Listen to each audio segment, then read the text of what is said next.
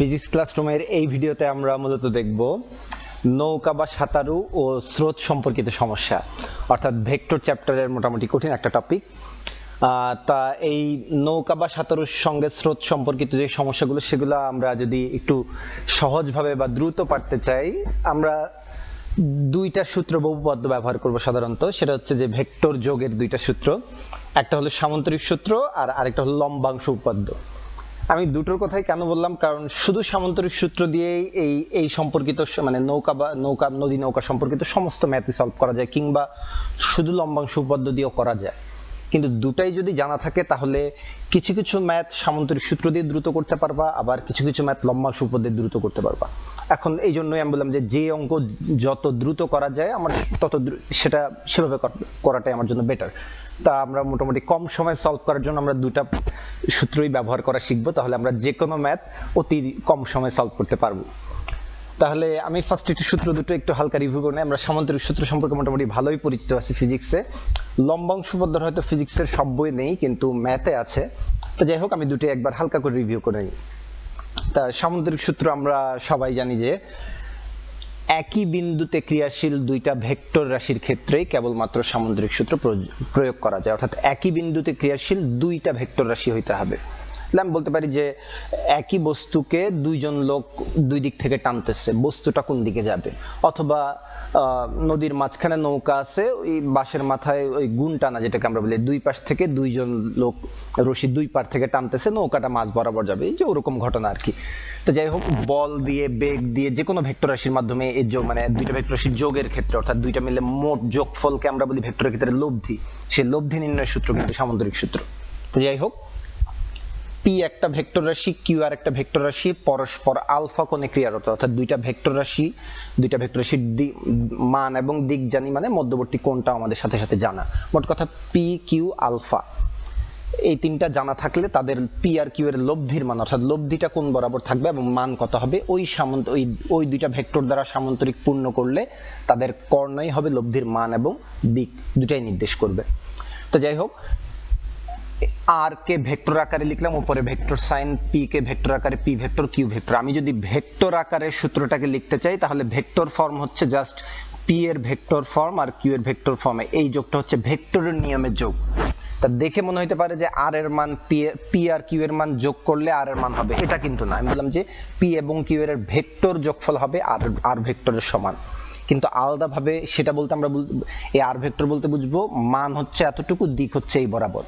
কিন্তু আলাদাভাবে আমরা কিন্তু এটার চেয়ে বেশি মনে রাখি কোনটা, যে আলাদাভাবে লব্ধির মান, অর্থাৎ এই পি এর দৈর্ঘ্য যতটুকু, কিউ এর দৈর্ঘ্য যতটুকু, সেই তুলনায় আর এর দৈর্ঘ্য কত, অর্থাৎ আর এর মানটা আমরা সেই দুইটার সাথে কম্পেয়ার করে বের করি। অর্থাৎ পি কিউ আলফা এই তিনটা থেকে আর এর মান নির্ণয় সূত্র, এটাকে আমরা বলি লব্ধির মান নির্ণয়। সেটা হচ্ছে আমরা সবাই জানি P square plus Q square plus twice P Q cos alpha রুটের ভিতরে। এবং লব্ধির দিক বলতে ভেক্টর রাশির দিক বোঝানোর জন্য আমাদের দুইটা উপায় আছে, কিন্তু একটা হচ্ছে কোণ আর একটা হচ্ছে একক ভেক্টর। স্থানাঙ্ক ব্যবস্থা থাকলে আমরা একক ভেক্টর আই জে কে দ্বারা বিভিন্ন অক্ষের পজিটিভ বা নেগেটিভ বুঝাই, যেমন এক্স অক্ষ, পজিটিভ এক্স অক্ষ হলে প্লাস আই, নেগেটিভ এক্স অক্ষ হলে মাইনাস আই। যখন স্থানাঙ্ক ব্যবস্থা থাকবে না, তখন দিক বোঝানোর জন্য আমরা ইউজ করি কোণ বলতে জানা কোনো দিকের সাথে কোণ। যেমন পূর্ব দিক, আমি জানি পূর্ব দিকের সাথে 45 ডিগ্রি দক্ষিণ দিকে গেলে, তাহলে পূর্ব দিকের সাথে 45 ডিগ্রি দক্ষিণ দিকে, অর্থাৎ দক্ষিণ পূর্ব দিকে 45 ডিগ্রি কোণ, আমরা নতুন দিক পাবো। তো এই ক্ষেত্রে পি এবং কিউ এই দুইটা আগে থেকে দেওয়া আছে, মানে এই দুইটা দিক আগে থেকে জানা। তাহলে নতুন দিক বুঝাবো কি, জানা দিকের সাথে কোণ। তাহলে পি এর সাথে লব্ধিটা কত কোণে আছে, এটা থিটা। আমি এখানে লিখলাম থিটা পি। থিটা আমি পি দ্বারা বুঝালাম যে কি, পি এর সাথে কত কোণে আছে, অর্থাৎ পি এর সাপেক্ষে লব্ধির দিক বলতে আমরা কি একক ভেক্টর ব্যবহার করতেছি না কোণ। স্থানাঙ্ক ব্যবস্থা না থাকলে জানা দিকের সাথে কোণ, আর স্থানাঙ্ক ব্যবস্থা থাকলে তো আই জে কে, ওটা আমাদের জন্য আরো বেশি ইজি। তো যাই হোক, যখন পি এর সাথে আরটা কত কোণে আছে এটা হিসাব করতে যাব, তখন তার লব্ধির দিক পি এর সাপেক্ষে, এটা হচ্ছে tan ইনভার্স। প্রমাণ আছে বই, আমি আর প্রমাণ পড়ছি, আমরা সূত্র সরাসরি এখানে ব্যবহার করব যেহেতু, এই জন্য আমি সরাসরি সূত্রটা লিখতেছি। তা এই সূত্রটা আমার মনে রাখতে একটু সমস্যা হতো দেখে আমি এভাবে মনে রাখতাম যে tan ইনভার্সের ভিতর একটা ভগ্নাংশ, কখনো এটা পি এর সাপেক্ষে হইতে পারে, কখনো কিউ এর সাপেক্ষে হইতে পারে। অর্থাৎ এই কোণটা যদি আমি ব্যবহার করি, তখন বলবো যে কিউ এর সাপেক্ষে লব্ধির দিক। তাহলে আমি ফার্স্টে পি এর সাপেক্ষে হিসাব করতেছি। দিক কার সাপেক্ষে? পি এর সাপেক্ষে। যার সাপেক্ষে দিক, যার সাথে কোণ, তাকে নিচে ফাঁকা রাখি পি। অন্যটা অর্থাৎ কিউ, কিউ এর টেন মানে আমি জানি যে সাইন বাই কস, তা অনেকটা ওরকম অ্যানালজি দিয়ে মনে রাখি, যদিও এরকম কোনো অ্যানালজি, এটা কোনো সূত্র বা নিয়ম না, আমি জাস্ট মনে রাখার জন্য বললাম যে যার সাথে কোন সে ফাঁকা, অন্যটা বলতে কিউ এর টেন মানে উপরে সাইন নিচে কস, তাহলে কিউ এর সাইন আলফা নিচে কিউ এর কজ আলফা, সঙ্গে থাকবে এটার সঙ্গে যোগ, অর্থাৎ ইজিলি মনে রাখতে পারতেছি যার সাপেক্ষে কোন, তার লব্ধির দিকের সূত্রে tan ইনভার্সের ভগ্নাংশের নিচে ওই পি ফাঁকা অন্য ভেক্টরটার মানের সাইন আলফা ডিভাইডেড বাই ওই ফাঁকা পি এর সঙ্গে অন্যটার কজ আলফার যোগ। এই তাহলে ঠিক একইভাবে আমি যদি বলি যে কিউ এর সাপেক্ষে যদি দিক হিসাব করি, এখানে যদি আমি কিউ লিখতে চাই তাহলে ইন্টারচেঞ্জ হবে, তাহলে পি এর জায়গায় হয়ে যাবে কিউ, অর্থাৎ ফাঁকা জায়গায় থাকবে কিউ, অন্যটা তখন হবে পি, তাহলে P sine alpha divide by P cos alpha, এরকম চেঞ্জ করে নিলে হয়ে যাচ্ছে। এইভাবে মনে রাখলে ইজি হয় আর কি। এই তো যাই হোক, আপাতত থিটা কিউ লিখে রাখলাম, প্রয়োজনে পরে আমরা যে টেনটা ব্যবহার করব আর কি। তো এই গেল সামান্তরিক সূত্র। আর লম্বাংশ উপপাদ্য, এটা ফিজিক্স, কিছু কিছু ফিজিক্স বই হয়তো আছে, ম্যাথ বইয়ে আমাদের এই বলের সূত্র প্রয়োগে স্থির মানে স্থিতিবিদ্যার প্রথম চ্যাপ্টারই আছে আর কি। তো যাই হোক, তা লম্বাংশ উপপাদ্য, লম্বাংশ বলতে আগে কি বোঝায় সেটা একটু বুঝে নিয়ে লম্বাংশ উপপাদ্য বুঝলে আমাদের জন্য ইজি হয়। আমরা তো জানি যে ভেক্টরের যোগ করি আমরা কি, অনেকগুলা ভেক্টরকে যোগ করে একটা লব্ধি বা যোগফল পাই। এই উল্টা কাজ যদি করি আমরা এটার, অর্থাৎ অনেকগুলো ভেক্টর থেকে একটা ভেক্টর না পেয়ে যদি একটা ভেক্টরকে অংশে অংশে এমন ভাবে ভাগ করি যেন ওই অংশগুলোকে যোগ করলে আবার ওই লব্ধিটাই পাওয়া যায়, অর্থাৎ ভেক্টর যোগের বিপরীত কাজই হচ্ছে অংশে অংশে ভাগ করা, এটাকে আমরা বলি ভেক্টরের উপাংশে বিভাজন। তাহলে যে কোনো একটা ভেক্টর রাশিকে চাইলে এরকম অসংখ্য উপাংশ বা অংশে অংশে ভাগ করা যায়। আমাদের বইয়ে ওরকম উপাংশ বিভাজনের সূত্র আছে। তা আমি সরাসরি যে সূত্রটা লিখবো সেটা হচ্ছে, এত উপাংশের আমার দরকার নাই, আমার মাত্র দুইটা উপাংশ বের করা ভালোভাবে শিখতে হবে, এবং এমন দুইটা উপাংশ, সেটা স্পেশাল উপাংশ যারা নিজেরা পরস্পর লম্ব। অর্থাৎ আমি যদি কোনো একটা ভেক্টর বলি আর, একটা ভেক্টর আমি জানি, আর এর মান জাস্ট লিখলাম, দিক হচ্ছে এই দিক। এখন এই ভেক্টর দেয়া আছে, আমি বের করব পরস্পর লম্ব দুই দিকে উপাংশ, কারণ পরস্পর লম্ব দুই দিকে উপাংশকে আমরা বলি লম্বাংশ। তাহলে সেই লম্ব দুইটা উপাংশ যদি আমি না জানি, লম্বাংশ উপপাদ্য ব্যবহারই করতে পারবো না। তাহলে কোন একটা ভেক্টর আর পরস্পর লম্ব উপাংশ বের করবো, অর্থাৎ যে দুটো উপাংশ বের করব তারা পরস্পর লম্ব। এই আর এর সাথে লম্ব কিনা সেটা আমরা জানি না, আর এর সাথে কত কোণে থাকবে সেই কোণটা অবশ্যই দেওয়া থাকতে হবে, অর্থাৎ কোশ্চেনে দেওয়া থাকবে আর, এবং কোন দিকে উপাংশ বের করব সেই কোণটা দেওয়া থাকবে। তাহলে এই বরাবর একটা উপাংশ, অর্থাৎ যেই বরাবর কোণ দেওয়া আছে সেই কোণ বরাবর একটা উপাংশ পাবো। এটা হচ্ছে এখান থেকে লম্ব টানলেই এতটুকু, আর তার লম্ব দিকে যে এটা ঠিক সমান ঠিক এই বরাবর। আমি প্রমাণে গেলাম না, আমি জাস্ট চিত্র এঁকে বুঝালাম যে এটা তোমরা এত ব্যবহার করছো যে এটা মানে আমাদের মোটামুটি ফিজিক্সের ম্যাক্সিমাম চ্যাপ্টারে পরস্পর লম্ব উপাংশের ব্যবহার বা প্রয়োগ আছে। তা আমি এই জন্য ডিটেলসে গেলাম না, আমি জাস্ট দেখাই দিলাম যে উপাংশ দুইটা কি কি। আর এর থিটা কোণে উপাংশের মান, অর্থাৎ এই উপাংশটার মান, আমি জাস্ট মান লিখতেছি, দিক কিন্তু এই চিত্রেই দেখানো হচ্ছে আর কস থিটা, আর তার লম্ব দিকেরটাকে আমরা বলি আর সাইন থিটা। এটা তুমি 9-10 এর জ্যামিতি, এই ত্রিকোণমিতি ব্যবহার করেও পাবা, যেমন ভূমি বাই আর সমান কস থিটা, তাহলে ভূমি সমান কি আর কস থিটা, লম্ব বাই আর মানে অতিভুজ সমান হচ্ছে সাইন থিটা, তাহলে লম্ব বাই আর সমান যদি সাইন থিটা হয়, লম্ব সমান হবে কি আর সাইন থিটা, এটা যদি আর সাইন থিটা হয় এটাও আর সাইন থিটা। তো যাই হোক, অত ঝামেলার মধ্যে নাই। ভেক্টর দেওয়া আছে আর একটা কোণ বা দিক দেওয়া আছে, বলছে আমাকে পরস্পর লম্ব দুটো উপাংশ, তাহলে যার সাথে কোণ সেটা কজ উপাংশ পাওয়া যায়, আর কজ উপাংশের লম্ব দিকেরটা হয় সাইন উপাংশ। এই কারণে কোণের সাথে উপাংশ অর্থাৎ কজ উপাংশটাকে আমরা বলি অনুভূমিক উপাংশ, কারণ ওই ত্রিকোণমিতির সূত্রে ভূমির সাথে অতিভুজের অনুপাত থেকে পাওয়া যায়, আর লম্বের সাথে অতিভুজের অনুপাত থেকে হচ্ছে সাইন থিটা পাওয়া যায় না, এই যে এই উপাংশটাকে বলা হয় উলম্ব উপাংশ। যার সাথে কোন কজ উপাংশ বা অনুভূমিক উপাংশ, এবং অনুভূমিক উপাংশের লম্ব দিকেরটা হবে সাইন উপাংশ। খেয়াল রাখতে হবে কোণ কিন্তু ওই আগেরটাই, সাইনের মধ্যেও ওই কোণ, কজের মধ্যেও একই কোণ, ভুলে কজের জায়গায় এই কোণ, সাইনের জায়গায় এই কোণ বসানো যাবে না, ওই একই কোণের জন্যই কজ উপাংশ এবং সাইন উপাংশ, এটা খেয়াল রাখলেই হবে। যাই হোক, তা লম্বাংশ যে কোনো একটা ভেক্টরের পরস্পর লম্ব দুই দিকে উপাংশ বের করা আমরা দেখলাম। এখন এই লম্বাংশ দুইটার প্রয়োগ সামান্তরিক সূত্রে আমরা দেখছি যে পি আর কিউ দুইটা ভেক্টরের লব্ধি কি আর।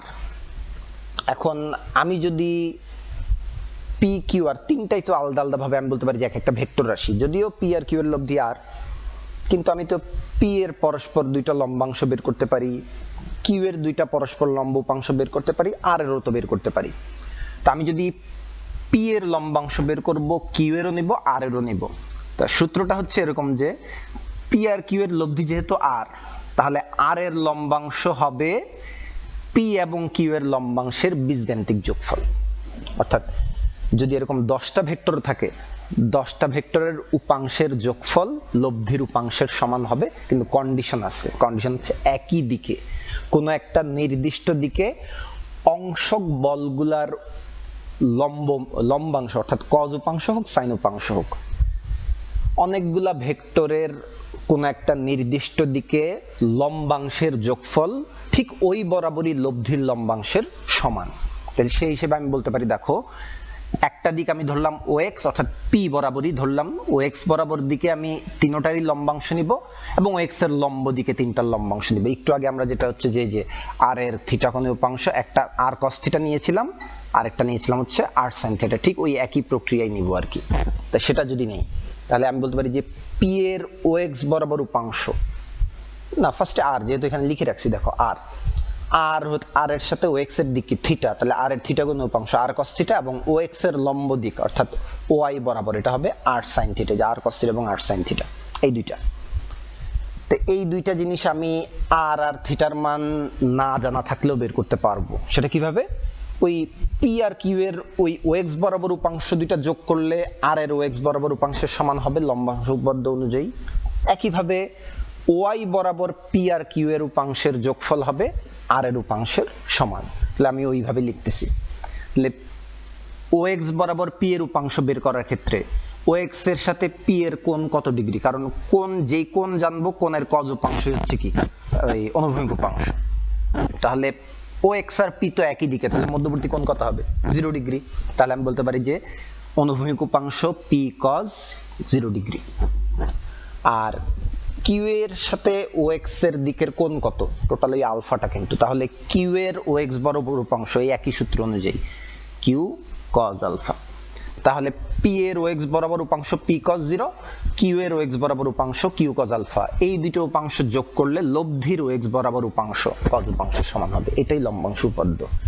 আর কজ উপাংশের জন্য যেটা সত্য, একইভাবে ও এক্স এর লম্ব দিক ওয়াই বরাবরও যদি পি কিউ আর এর লম্বাংশ নেই, তাহলে একই সূত্র প্রযোজ্য হবে আর কি।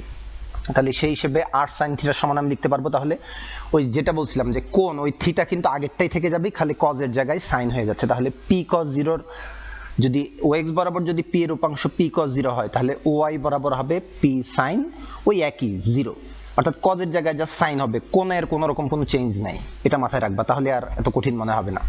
তাহলে একইভাবে কিউ এর ও ওয়াই বরাবর উপাংশ হবে কিউ, কজের জায়গায় জাস্ট সাইন, আলফা তো আলফাই, তাহলে এটাই আর সাইন থিটার সমান। তো এই হচ্ছে লম্বাংশ উপপাদ্য। তাও আমি হালকা একটু সিম্পলিফাই করে নেই, কারণ দেখা যাচ্ছে যে এখানে কজ 0 মান কত? 1। তাহলে কজ 0 মান যদি 1 লিখি, তাহলে P plus Q cos alpha. আর আর সাইন থিটা যেটা, ওখানে পি সাইন 0 আছে, সাইন 0 মান কত? 0। তাহলে এটা আর না লিখলেও হয়। তাহলে একটু খেয়াল করলে দেখো, এই জিনিসটা আমি কেন করলাম? এই জিনিসটা করলাম কারণ এই নদী স্রোতের নৌকার এই যে বা সাঁতারু স্রোতের যে অঙ্ক, ওই একই ফিগার, একই টাইপ চিত্র, এই বরাবর উপাংশ এই বরাবর উপাংশ লাগতে পারে, এই বরাবর একটা ভেক্টর এই বরাবর ভেক্টর, লব্ধির মান এই, অর্থাৎ মোট কথা সামান্তরিক সূত্র লম্বাংশ উপপাদ্য এগুলো ব্যবহার করলে হয়ে যাচ্ছে। তো সেই ক্ষেত্রে দেখা যাবে যে এই লব্ধি বেগের স্রোতের বেগ বরাবর মানে ও এক্স বরাবর উপাংশ লাগতে পারে, আবার লব্ধি বেগের প্রস্থের দিক বরাবর উপাংশ অর্থাৎ আর সাইন থিটা উপাংশ, এরকম উপাংশ কাজে লাগতে পারে। তো সেই ক্ষেত্রে ডান পাশটাকে আমি যদি আগে থেকে ছোট করে মনে রাখি, আমার জন্য একটু ইজি হয়ে যাবে না? তাহলে সেই হিসেবে মনে রাখবো যে এটাকে একটু সুন্দর করে লিখতেছি, গ্যাপ আছে তো আমি একটু সুন্দর করে লিখতেছি P plus Q cos alpha, আর এখানে কিউ সাইন আলফাকে একটু এখানে লিখি কিউ সাইন আলফা।